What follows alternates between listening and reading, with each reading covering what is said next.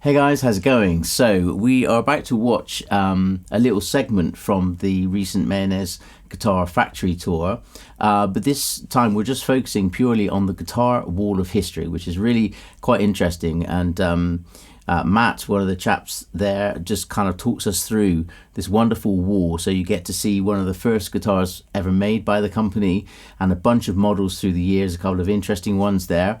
So that's what we're about to check out.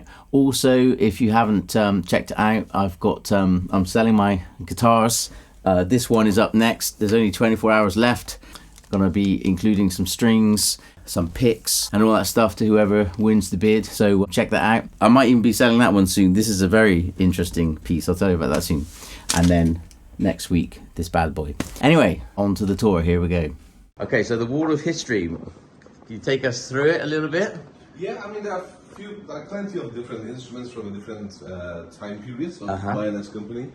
The one on the left, I think, is the most interesting one because that's supposed to be number 001. Wow! Which is one of the. I mean, you can see how old it is and how ruined it is. What kind of year is it then? I think it's 81. So 1981. Oh, nice. Yeah, through. It still has the 001 number. That's really cool. Original strings, so it's better not touch it.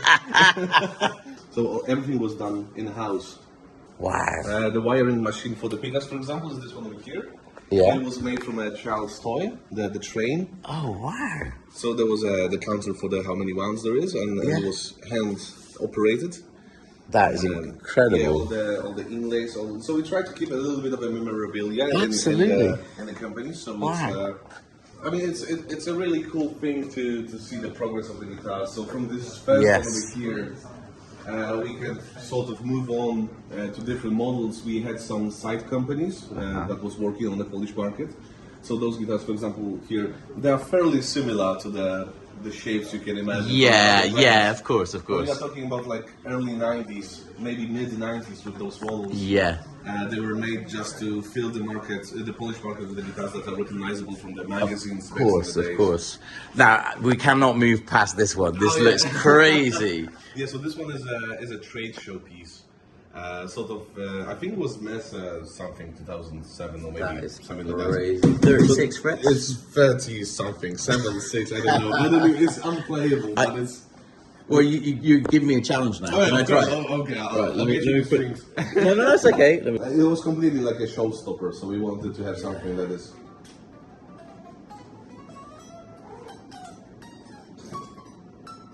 Oh! Told you. It is playable. Yeah. Diminished arpeggio? Yeah.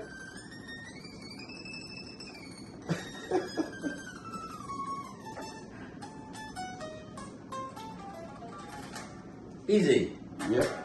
Wow, man, I love that. Yeah, so that's like a one-off that we decided to make for a trade show. Dive bomb. Yeah. It feels great, man. Like the necks, So yeah, back in the day, those are all like hand sanded and hand shaped. So the guys had a sort of a template that they used for the shape of the neck. Right now we use CNC for the consistency of the shapes of the neck. What year was this? Roughly 90s? I would have to check the serial number. Yeah, that's 2010. Oh, 2010? Yeah. Oh, right, okay.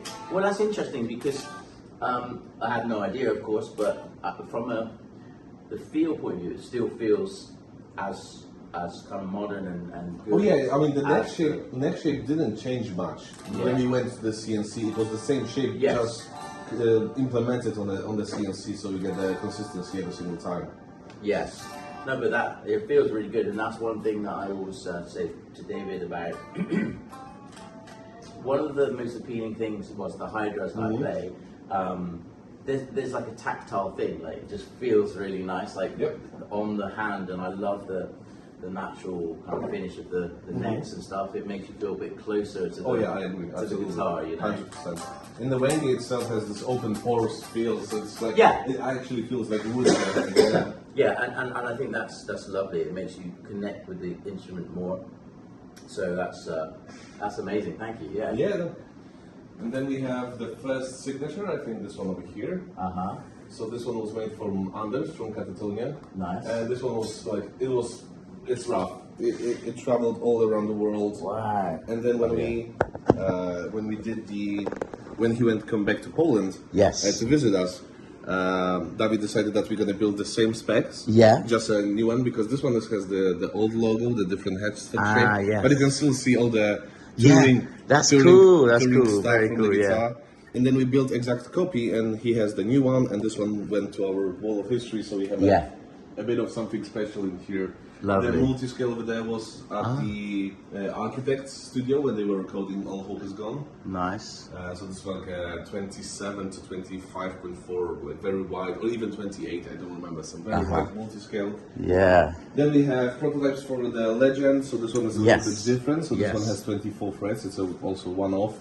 Legend in general has 22 frets. Yep. One of the first 7-string reducers with the widest neck you can imagine. Like it's a baseball bat. Wow, yeah. But I bet that sounds thick and solid, yeah. It's like there's no serial number, but that's probably also like early 2000s. Yeah. Then we have this one. It was on stage with Scorpions in Gdańsk on a gig. Wow. And it's got rock and rolled a little bit by the, yeah, by nice. the guy from the Scorpions. And then we have this one, which is also another trade showpiece. Yeah. And this one is made with like real leaves from the trees that we have around the company. Oh, so they're glued and then lacquered on top of it, but it's still a little bit uneven. Yeah. On top, but that's also was for some mess in 2000 something. Very nice. And this this one is for there used to be in Poland a gig for how you say it in English. Łukasz, jak jest niepodległość, święto niepodległości po angielsku? Independence Day, exactly. Okay. So we had 2 of those. I think the other one is over there. So it was year after year. Nice. And it was sort of made for either some sort of charity or maybe some like a show-off piece that we did for the Independence Day gig. In Warsaw, but that was like also ages ago, like probably mid 2000s or something like that. And what does this say? Is that it's a Independence? Yeah. So this one is one over here, and then the other one is over here. Oh, nice. Yeah, lovely, So man. a little bit different. Different vibe, but the same idea behind it. Super cool. These look amazing. So these are prototypes? Yes, mostly prototypes or guitars where we tested something, maybe a pickups or preamps. So this one was a module for a Yule module. How is it? Model. Test module for for the hidden fret ends. So this is recent addition that we did. So the frets are pre-cut, and then we could put them in without the fret slots being visible. So this one stays in here as a sort of this is the one that we did, and this one stays. Very nice.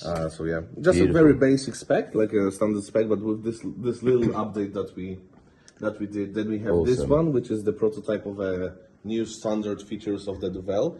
So we've got the curly popper top, the inlays matching headstock, our pickups as well. You know the pickups you use in your guitars as well. Beautiful, What's over here? And then we have some tests from the paint. So this is, I don't remember, that David will be able to tell. That's some British paint. They have all the names, marks, something like that, insanely priced and things like that. So we have to test it out. To see how it looks, lovely color. And then we have one of the 40th anniversary guitars. This one stays in our company. Yeah, it's pretty. In the light. Let's do it. It is so insane. Oh wow! Yeah, now we're talking. So this one is like a super high-end master grade quilted top with a Macassar ebony fretboard, custom inlays. And then on the back we have this like flamed and wing and neck and double matching headstock. So we've got the headstock. That feels it's one of lovely. my favorite aspects of this guitar is that it has the same color from front and back. That's nice. So this one is sort of like it's the 38th or 40th, but this one stays within the company. Sort of as to remember the 40th anniversary. Of course. It was a hell of a party. Oh, I'm sure it was, man. I'm sure it was. This reminds us how good it was. Oh, look at this shit here. Oh yeah, so those are the Cali. Wow. So we make them from the leftover materials from the bases.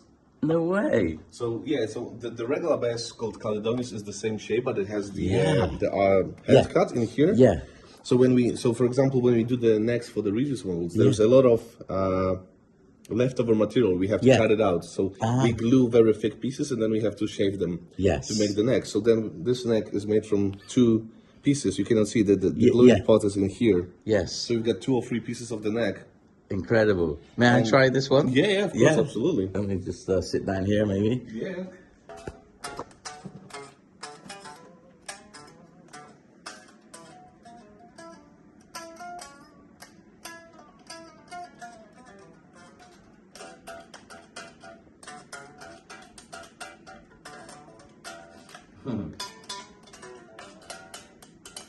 That's crazy. It feels amazing. Yeah.